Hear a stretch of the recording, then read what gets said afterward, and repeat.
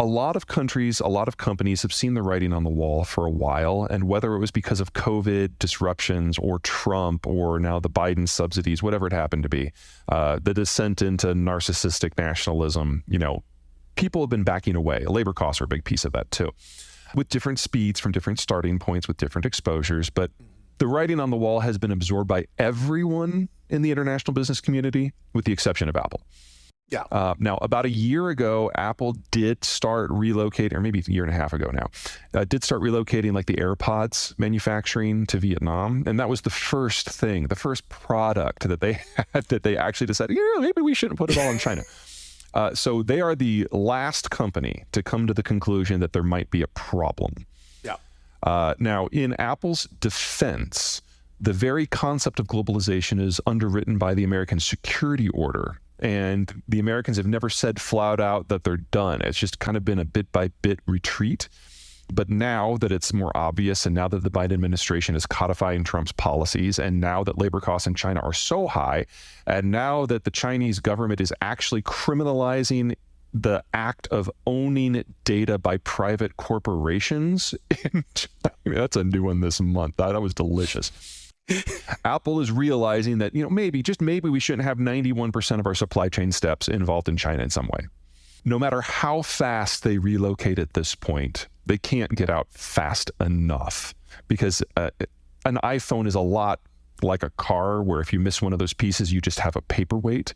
That's right. But exactly. Most vehicles that are sold in the United States are 85% manufactured here. So getting the last few pieces, there's already a network effect going for you in the United States and Mexico, and to a lesser degree Canada. There's nothing like that with Apple. They're going to have to rebuild the entire ecosystem, and that is a minimum of 5 years. It's hard to say that Xi has any power because of the lack of information. So he certainly has the authority to shut things down, but he can't necessarily do anything to help Tim Cook, because that means going against the demographic and strategic realities of the country, not to mention Xi's own personal aura. Cook says he would like to leave, but remember, we are now dealing with a Chinese leader who is a son of the Cultural Revolution. And if for the low price of a famine and strategic defeat and deindustrialization, he can retain power, he probably thinks that's okay. So the sort of leverage that Apple would normally have with a normal country just doesn't exist here.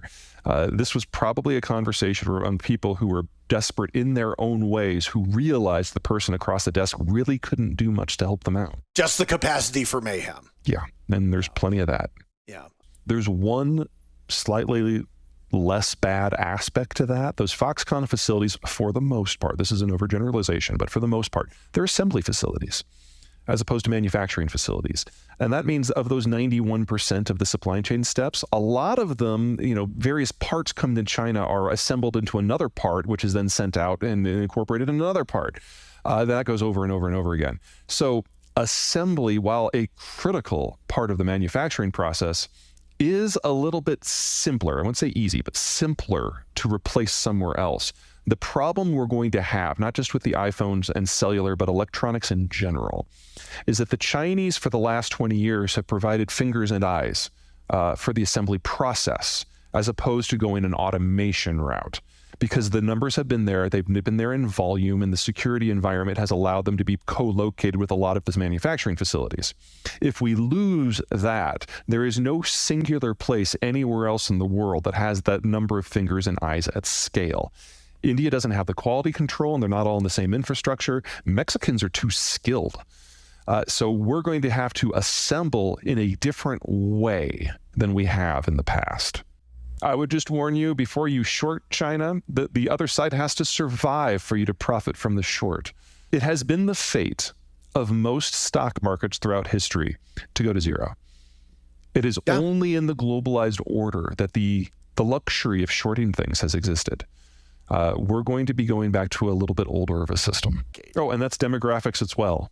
How so? So as you get older, you get more money and your consumption changes. So in your 20s and your 30s, you're buying homes and houses and raising kids, and your income is low, so you have to borrow. So capital is relatively scarce in an environment where there's a lot of 20 and 30 somethings. But once you hit about 45 and you start thinking about retirement and your kids are moving out, you've already bought your house, maybe you upgrade your car, but it's never going to be as big of a hit to the economy as buying your first one. And you're probably going to start thinking about downsizing. So, you're actually negative on housing, but your income's the highest it will ever be. So societies that have more people in their mid 40s and on to early 60s are very capital rich, which pushes down borrowing costs, including interest rates across the board. Well, during the late 60s to the mid 80s, the baby boomers were in their 20s and 30s. From roughly 1995 until roughly 2020, the baby boomers were in their late 40s to early 60s, and now they're retiring.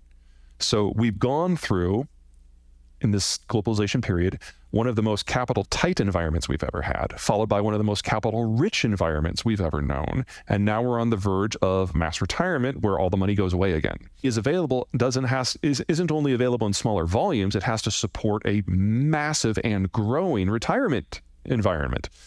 So we should expect capital costs to skyrocket regardless. And we're only in this calendar year and last calendar year at the very, very early stages of this. I would be very surprised if the headline prime doesn't hit at least 7. I think 9 is a more realistic expectation over the next year and a half. The United States of America. Maybe. I mean, okay, so here's the thing.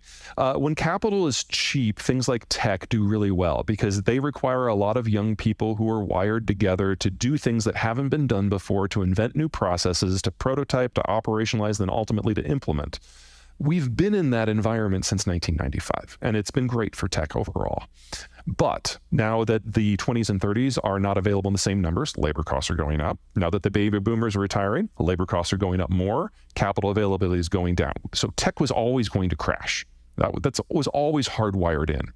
But when the Fed looks at this, they're looking at a demographic crisis because they know that outside of the United States, Mexico, and a very small handful of other countries, there just aren't enough countries out there that have a lot of people in their 20s and 30s who consume.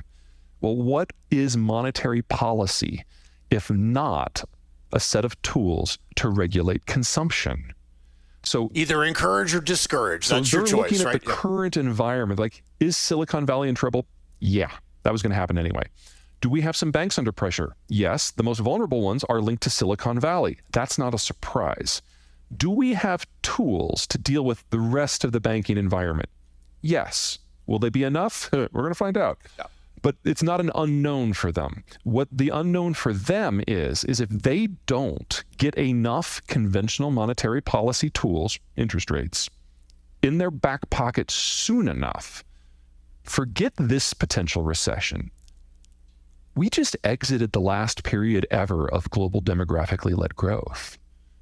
And if they don't have enough tools for the next recession, the one that's an American-centric recession, the best case scenario for the United States is that we will turn into Japan and never have positive economic growth again. And so if they have to hurt Silicon Valley and stress the banks in order to get tools, they're going to do it because they're concerned about the monster that's munching on the horizon, not the little problems right in front of us. Positively on that, because I mean, here, it's been a year. Interest rates have gone up faster than they ever have in history. And only 4 banks in one subsector have crashed. This is a